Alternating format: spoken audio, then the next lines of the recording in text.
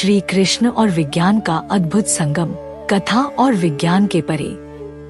आज हम एक ऐसी कथा में डुबकी लगाने जा रहे हैं जो महाभारत के युद्ध भूमि पर दी गई श्री कृष्ण के अद्भुत ज्ञान से शुरू होती है और आधुनिक विज्ञान के गहन सिद्धांतों से होते हुए हमारे जीवन के कई पहलुओं को उजागर करती है।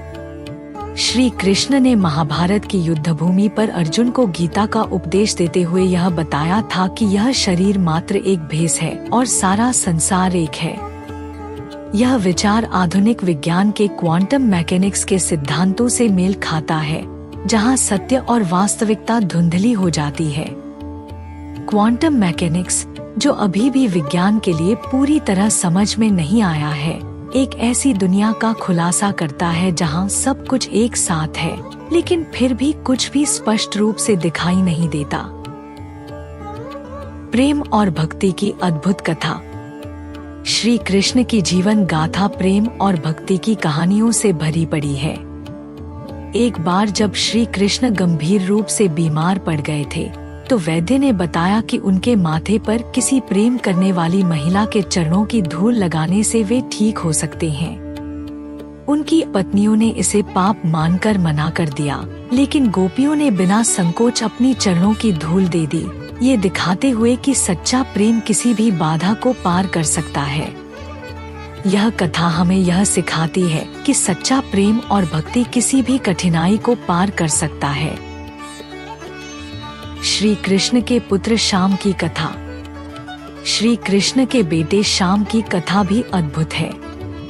श्री कृष्ण उनके बुरे व्यवहार से परेशान होकर उन्हें कुष्ठ रोग का श्राप दे दिया।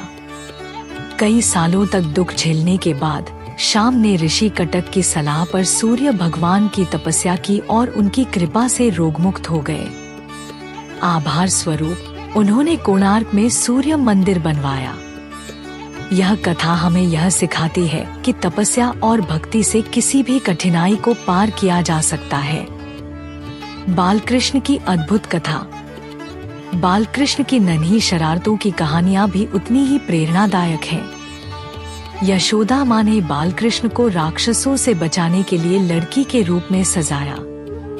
यह परंपरा आज भी कई परिवारों में जीवित है, जहां छोटे बच्चों को किसी नकारात्मक शक्ति से बचाने के लिए उन्हें सजाया जाता है। यह परंपरा हमें यह सिखाती है कि बच्चों की सुरक्षा और उनका भला करने के लिए माता-पिता किसी भी हद तक जा सकते हैं। महाभारत का युद्ध और गांधारी का श्राप।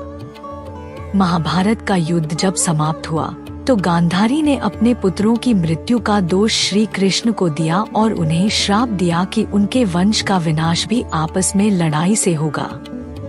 श्री कृष्ण ने इस श्राप को स्वीकार कर लिया।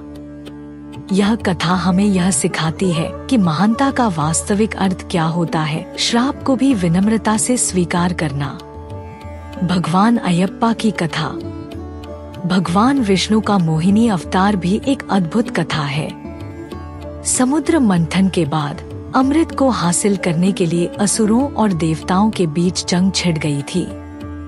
विष्णु जी ने मोहिनी का रूप धारण कर असुरों का ध्यान भटकाया और अमृत देवताओं को दिलाया। इस रूप के कारण शिव जी भी मोहित हो गए और उनके मिलन से भगवान अयप्पा का जन्म हुआ। उनके सम्मान में केरला की खूबसूरत पहाड़ियों में एक अद्भुत मंदिर बना हुआ है, जहां जाने से पहले भक्तों को कड़ी तपस्या करनी होती है। इस मंदिर में जाने से पहले वहां की मस्जिद के दर्शन करना भी जरूरी होता है।